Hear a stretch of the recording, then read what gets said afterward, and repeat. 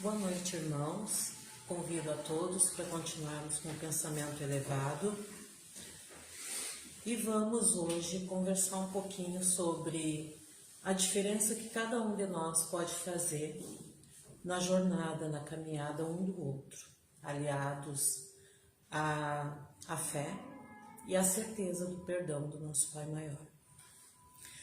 Vou começar contando uma história para ilustrar a minha fala de hoje, que eu conheci na Folha Espírita, no site Folha Espírita, na seção Diário de um Médico Espírita.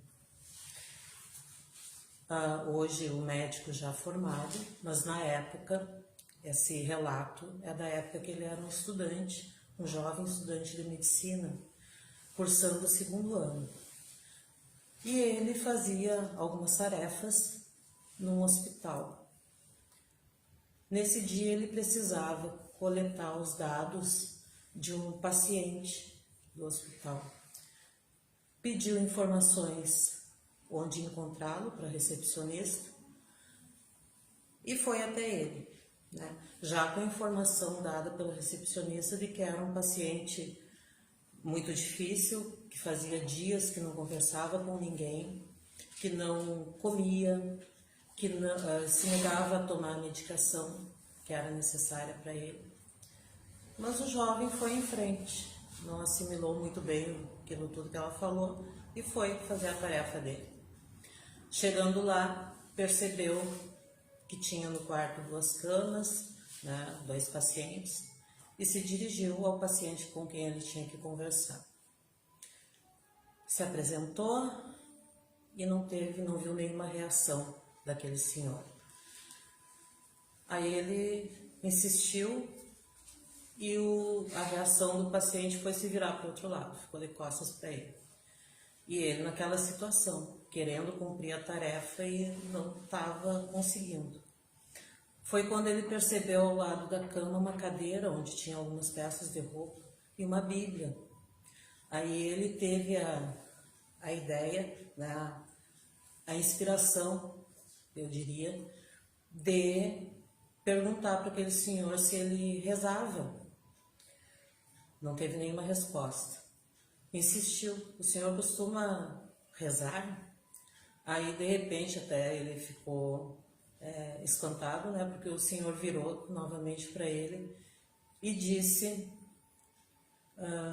que ele não rezava, ele orava, porque ele era evangélico, né? E então o rapaz viu nesse momento uma brecha onde ele podia, de repente, conseguir uma comunicação mais efetiva com esse senhor. E aí ele perguntou então: o senhor se importa que eu pegue a Bíblia? O homem não respondeu, mas ele pegou igual. E perguntou se não seria nenhum inconveniente ele abrir ao acaso e fazer uma leitura de uma mensagem. O homem não respondeu, mas ele fez isso mesmo assim, torcendo para que a mensagem fosse uma mensagem que de alguma forma tocasse aquele senhor e que ele pudesse finalmente cumprir a tarefa que ele precisava. Aí ele leu, emocionado, a passagem onde conta o fato de quando Jesus cura um paralítico, que é lá do livro de São Mateus, no capítulo 9, e que também está presente numa das obras básicas da doutrina espírita, a Gênese, no capítulo 15, onde diz que quando Jesus chegou em Cafarnaum, a cidade dele, né, foi apresentado a ele um paralítico que estava deitado em seu leito, e Jesus, percebendo a fé naquele homem, disse para ele: meu filho, tenha confiança, perdoados são os teus pecados. Levanta-te, toma teu leito e vai para tua casa. E o paralítico se levanta e vai para casa. Quando ele termina de ler essa passagem, emocionado, já com lágrimas nos olhos, percebe que o homem também, o paciente também, deixou correr as lágrimas e começou a falar, né? Quis contar a história dele. Aí contou que ele tinha feito há poucos dias 53 anos, que ele tinha 2 filhas e que não via essas filhas desde que se divorciou da esposa. Contou que levava uma vida confortável, era trabalhador, era feliz, mas infelizmente ele cometeu uma ação errada, infeliz, de ter uma relação extraconjugal. Daí vem o divórcio dele. E nessa relação ele acabou contraindo o vírus HIV e já fazia 5 anos que sofria com as consequências dessa doença, até precisar ser internado, né? E que ele, continuou falando, né, que ele fazia muitos dias que estava no hospital e nenhum conhecido apareceu para ver ele, para saber dele. Contou que por causa dessa doença ele perdeu o emprego, né, e perdeu até a vontade de viver. Por isso que fazia um tempo já que ele se isolou de tudo e de todos, né? Não queria conversar com ninguém, não queria tomar a medicação que poderia ajudá-lo naquela situação.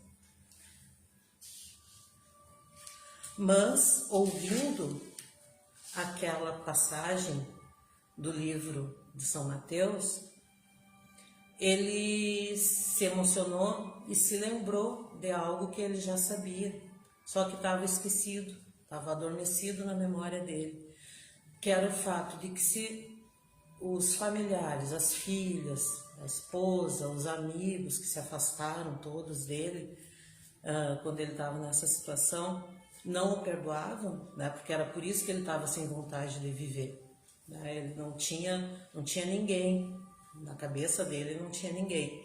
Mas aí ele lembrou que Deus sempre perdoa, né? E ele já sabia disso, porque afinal ele era evangélico, era conhecedor dessas passagens, né? E aí ele encerra dizendo que o Filho do Homem tem autoridade para perdoar pecados, como diz na palavra do Senhor. E aí o rapaz conseguiu, então, durante essa conversa, preencher a tal da ficha que ele precisava e estava muito grato, feliz e grato, porque além de ter cumprido aquela tarefa dele, ele tinha feito algo a mais, muito importante para aquele homem, né? E sugere para ele que ele leia um pouquinho da Bíblia todos os dias, que isso poderia funcionar para ele como uma cura para aquela doença dele, né? Para aliviar todas as dores, enfim. E aí, meio constrangido, o homem diz que não pode porque ele é analfabeto. E o rapaz, compadecido e prestativo e com amor no coração, se propõe, pergunta se ele poderia voltar na semana seguinte para fazer uma leitura de outra mensagem para ele. E o homem, bem feliz, concorda, né? Aí ele se despede e na semana, quando chega a semana seguinte, ele volta ao quarto desse paciente e fica assustado, chocado, quando percebe que o leito onde ele estava está vazio. De pronto, assim, ele pensa que o homem morreu, né? Porque estava tão doente. Aí, mas vai se informar para saber o que realmente aconteceu. E a recepcionista conta para ele que, como se fosse um milagre, algo sem explicação, de repente o homem começou a conversar, começou a aceitar a medicação, a se alimentar e que não precisava mais estar internado, tinha recebido alta. Então, essa história, né, ilustra para a gente que aquele estudante de medicina, aquele jovem, né, ele foi um instrumento decisivo para que a espiritualidade pudesse agir. A leitura que ele fez permitiu que aquele homem, tão profundamente mergulhado na própria culpa, né, dos seus atos, pudesse se lembrar daquilo que ele já sabia, que Deus perdoa sempre, perdoa todos os seus filhos, desde que nos arrependamos, né, sinceramente, e queiramos mudar, né? A espiritualidade, ela nunca nos abandona. Nós é que às vezes, ou muitas vezes, não vibramos em pensamento de forma a permitir essa aproximação, essa inspiração, essa orientação que o nosso protetor, o nosso anjo guardião está sempre pronto a nos dar. Às vezes o nosso protetor nos fala ao nosso ouvido, como se diz, mas a gente não escuta, a gente não consegue perceber essas orientações, né? Então, e que são tão importantes, né, através da oração, né, da prece, que a gente pode se aproximar da espiritualidade, né, dos bons espíritos, nos aproximarmos do nosso anjo guardião, porque ele está sempre pronto. Basta um pensamento, né, um pedido de socorro, né, como se diz, para que ele esteja ali pronto a nos ajudar, né? Mas para isso a gente tem que ter uma boa vibração, né, para poder receber essas intuições, enfim. Então, eu deixo uma dica de leitura, né, a todos os irmãos. Nesse site Folha Espírita, lá tem vários relatos, várias histórias, né? É numa seção que se chama Diário de um Médico Espírita, tem vários relatos reais, né, que fazem com que a gente reflita, que a gente pense e repense as nossas atitudes. Por isso que eu dei esse título para a nossa conversa de hoje. A diferença que cada um de nós pode fazer na caminhada um do outro, né? Mas para isso a gente precisa de sensibilidade, de perceber muitas vezes o que o outro, aquele que está próximo da gente, está precisando naquele momento. Uma palavra, um incentivo, um apoio, não é? Então eu agradeço a atenção de todos e me despeço dos irmãos hoje.